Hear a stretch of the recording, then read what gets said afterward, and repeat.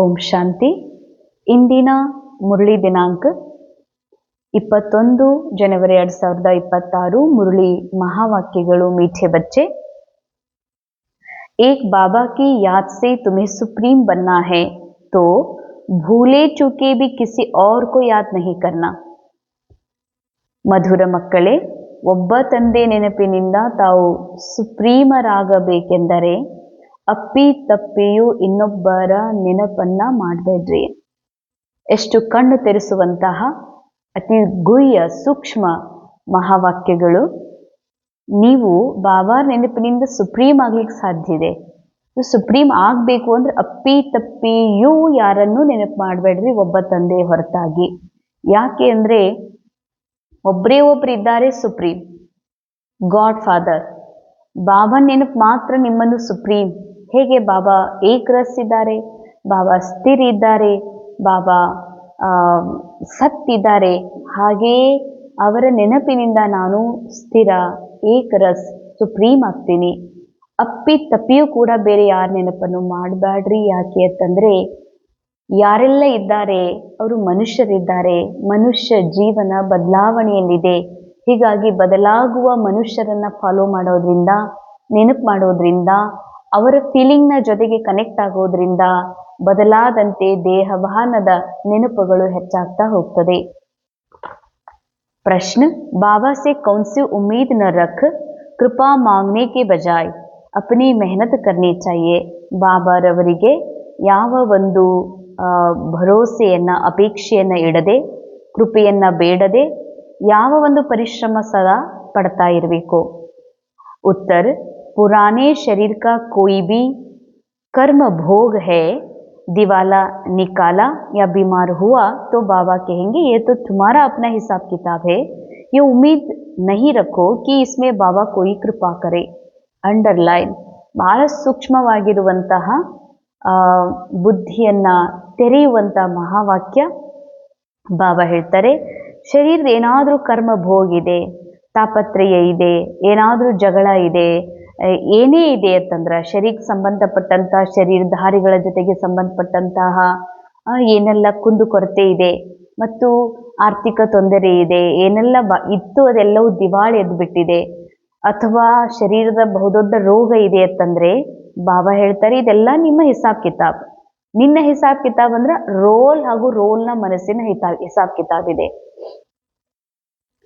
ತೋ ಇದರಲ್ಲಿ ಈ ಭರೋಸಾ ಇಡಬೇಡ್ರಿ, ಬಾಬಾ ಕೃಪಾ ಮಾಡ್ರಿ, ಇದನ್ನ ಸರಿ ಮಾಡ್ರಿ ಅಂತ.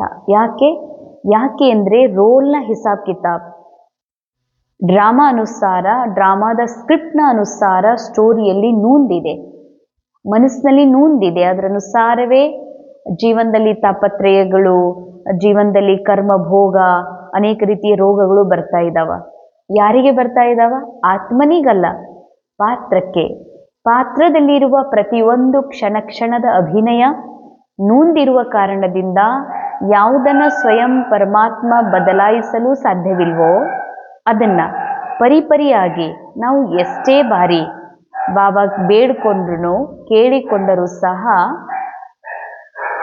ಅದನ್ನು ಸರಿ ಮಾಡಲಿಕ್ಕೆ, ಪರಿವರ್ತನೆ ಮಾಡಲಿಕ್ಕೆ ಸಾಧ್ಯವಿಲ್ಲ. ಅಂದ ಮೇಲೆ ಬಾಬಾ ಹೇಳ್ತಾರೆ, ಇಂಥ ಭರವಸೆಯನ್ನ, ಇಂಥ ಕೃಪೆಯನ್ನ ಎಂದಿಗೂ ಬಾಬಾರವ್ರ ಮುಂದೆ ಇಡಬೇಡ್ರಿ. ಅಪ್ನಿ ಮೆಹನತ್ ಕರ್ ಯೋಗ ಬಲ್ಸೆ ಕಾಮ್ಲೋ. ಬಾಬಾ ಹೇಳ್ತಾರೆ ಪರಿಶ್ರಮ ಪಟ್ಟು ಯೋಗ ಬಲದಿಂದ ಕೆಲಸ ತಗೊಳ್ರಿ ಅಂತ. ರೋಗ ಇದೆ, ತೊಂದರೆ ಇದೆ, ಏನೆಲ್ಲ ಇದೆ, ಅದಕ್ಕೆ ಏನ್ ಪರಿಹಾರ ಕಂಡ್ಕೊಳ್ಬೇಕಾಗಿದೆ, ಪಾತ್ರದಲ್ಲಿ ಏನ್ ಪರಿಹಾರ ಸಿಗ್ತದೆ ಅದು ಭಲೆ ಪಾತ್ರ ಮಾಡಿಯೇ ಮಾಡ್ತದೆ. ಯೋಗ ಬಲದಿಂದ ಕೆಲಸ ತಗೊಳ್ರಿ ಅಂದ್ರೆ ಇದು ಯಾವುದೂ ಸತ್ಯ ಅಲ್ಲ. ಇದು ನಾಟಕದಲ್ಲಿ ಆಗ್ತಾ ಇದೆ, ಪಾತ್ರದಲ್ಲಿ ಆಗ್ತಾ ಇದೆ. ಕರ್ಮ ಭೋಗ ಶರೀರಧಾರಿಗಿದೆ, ನಾ ಶರೀರಧಾರಿ ಅಲ್ಲ, ನಿರಾಕಾರ ಆತ್ಮ. ಇದಾಗಿದೆ ಯೋಗ ಬಲದಿಂದ ಕೆಲಸ ತಗೊಳ್ರಿ ಅಂತಾರೆ ಬಾಬಾ.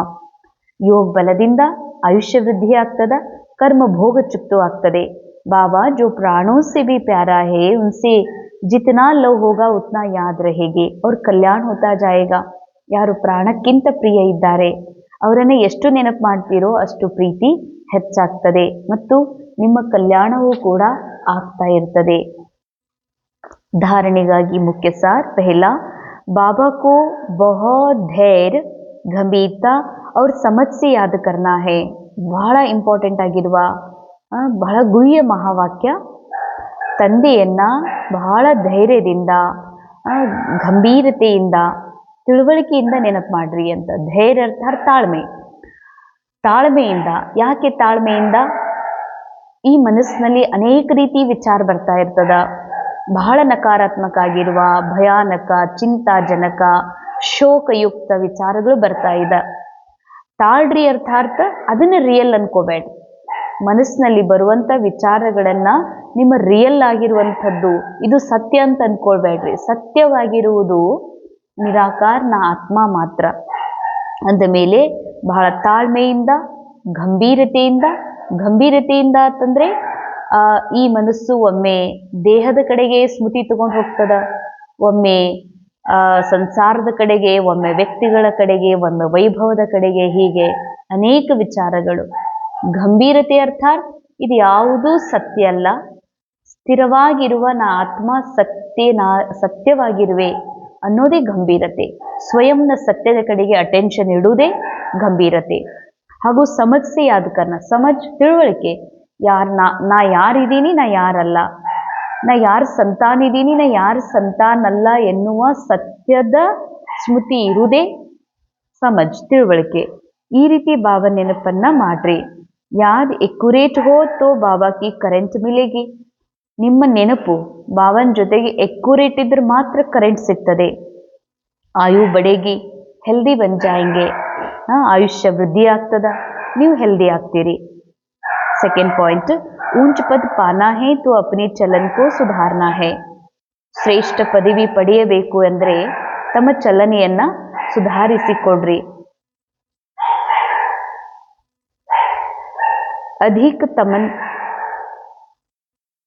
ಅಧಿಕ ತಮನ್ನಾಯೇ ನೈ ರಖನಿ ಹೇ. ಅಂದ್ರೆ ಬಹಳ ಇಚ್ಛೆಗಳನ್ನ ಇಡಬೇಡ್ರಿ. ಯಾಕಂದ್ರೆ ಡ್ರಾಮಾ ಅನುಸಾರ ಮನಸ್ಸಿನಲ್ಲಿ ಇಚ್ಛೆಗಳು ಕಲಿಯುಗ ಅನುಸಾರ ಬಹಳ ಉತ್ಪನ್ನ ಆಗ್ತಾವ. ಆದ್ರೆ ಅದು ನನ್ನ ವಿಚಾರ ಅಲ್ಲ. ಮನಸ್ಸಿನಲ್ಲಿ ಇರುವ ಪ್ರತಿ ವಿಚಾರ ಡ್ರಾಮಾ ಅನುಸಾರ ಇರೋದ್ರಿಂದ ಅದು ನಾ ಅಲ್ಲ, ಅದು ನಂದಲ್ಲ.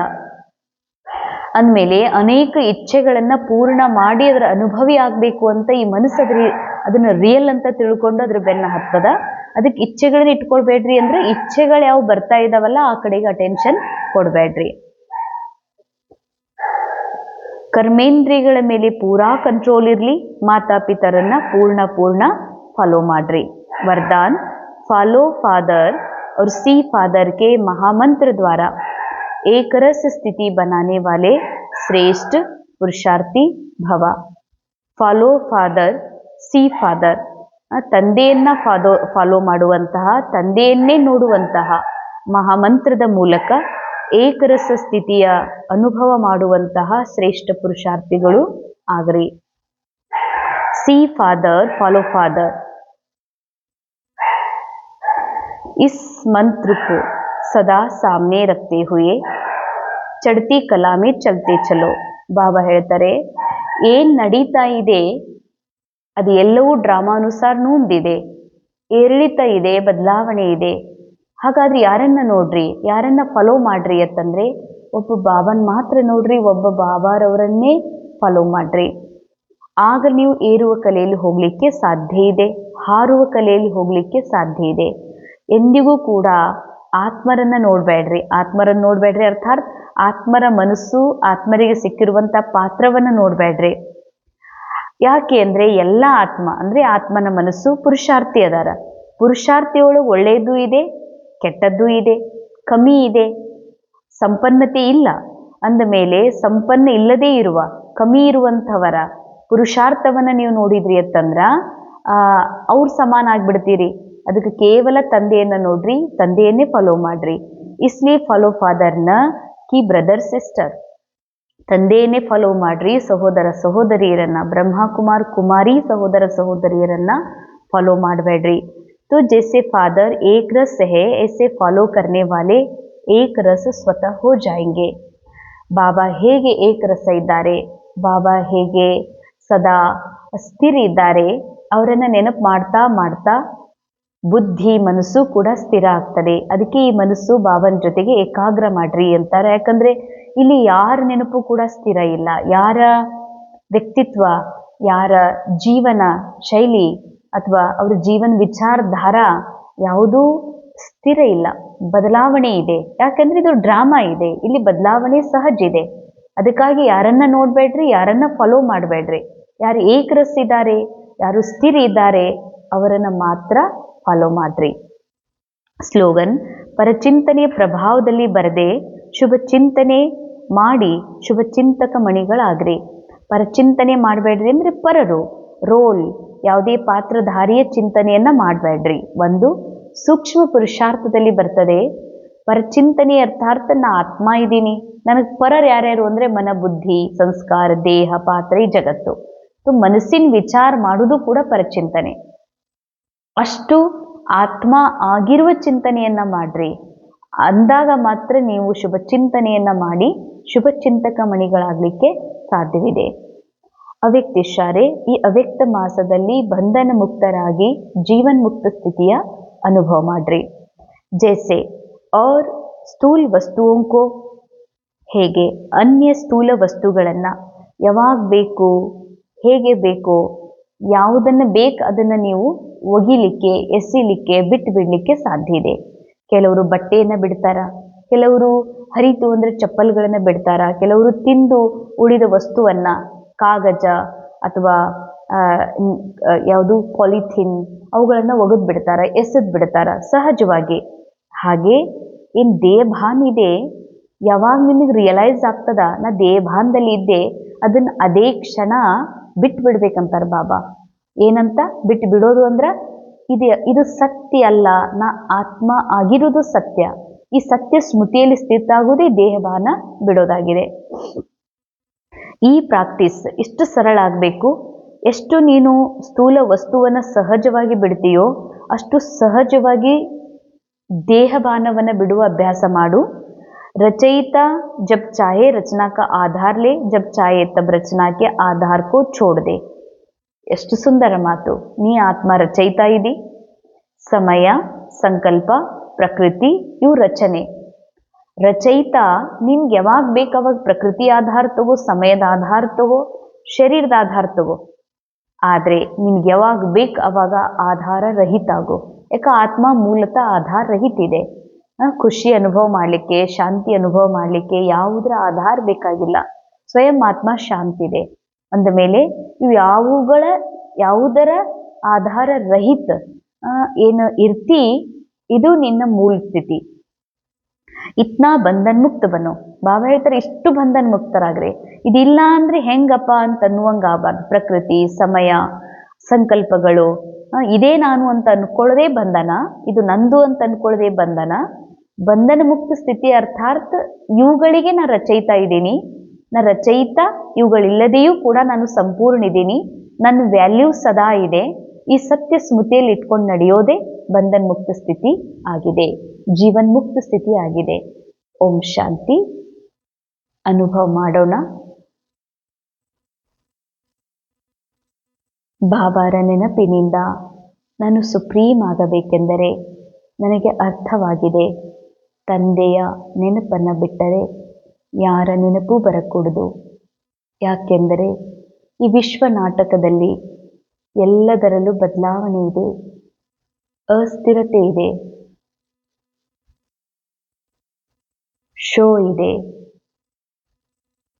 ಹೀಗಾಗಿ ಅಸ್ಥಿರವಾದ ಬದಲಾವಣೆಯಲ್ಲಿರುವ ವಸ್ತು, ವ್ಯಕ್ತಿ, ವೈಭವದಿಂದ ನನ್ನ ಮನಸ್ಸನ್ನು ಡಿಟ್ಯಾಚ್ ಮಾಡಿಕೊಂಡು ನಾನು ಆತ್ಮ ಆಗಿರುವ ಸತ್ಯದ ಮೇಲೆ ಏಕಾಗ್ರಗೊಳಿಸ್ತಾ, ಯಾರು ಪರಮಾತ್ಮ ತಂದೆ ಸದಾ ಸ್ಥಿರ ಏಕರಸವಾಗಿದ್ದಾರೋ ಆ ಸುಪ್ರೀಂ ತಂದೆಯನ್ನು ನೆನಪು ಮಾಡ್ತಾ ಮಾಡ್ತಾ ನಾನು ಆತ್ಮ ಸುಪ್ರೀಂ ಇರುವುದರ ಜೊತೆಗೆ ಈ ಮನಸ್ಸನ್ನೂ ಸಹ ತಂದೆಗೆ ಅರ್ಪಿಸಿ ಇದನ್ನು ತಂದೆಯ ಸಮಾನ ಮನಸ್ಸನ್ನಾಗಿ ಮಾಡುವಂತಹ ಸ್ಮೃತಿಯನ್ನು ಕೊಡಿಸ್ತಾ ಇದ್ದೀನಿ.